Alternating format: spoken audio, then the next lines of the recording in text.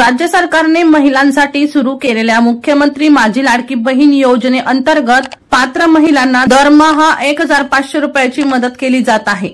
आतापर्यंत एकूण 2 टप्प्यात पात्र महिलांना रक्कम मिळाली आहे। दरम्यान आता तिसऱ्या टप्प्यातील वाटप कधी होणार याची राज्यभरातील लाडक्या बहिणी वाट पाहत आहेत।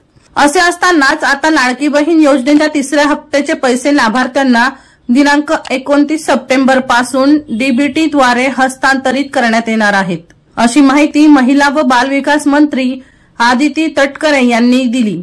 मुख्यमंत्री माझी लाडकी बहीण योजनेची आढावा बैठक आज मंत्रालयात आयोजित करण्यात आली होती। दिनांक 29 सप्टेंबर 2024 रोजी रायगड जिल्ह्यातील माणगाव तालुक्यातील मुख्यमंत्री माझी लाडकी बहीण योजनेचा राज्यस्तरीय कार्यक्रम होणार आहे। या कार्यक्रमाच्या नियोजनासंदर्भात आढावा घेण्यात आला। व्यासपीठाचे व्यवस्थापन, कायदा व सुरक्षा, सांस्कृतिक कार्यक्रम स्थळी पार्किंगची व्यवस्था, पिण्याचे पाणी, लाभार्थ्यांची यशोगाथा याबाबतच्या महत्त्वाच्या सूचना मंत्री आदिती तटकरे यांनी दिल्या। दीपक राठोड यांचा रिपोर्ट DR न्यूज जळगाव।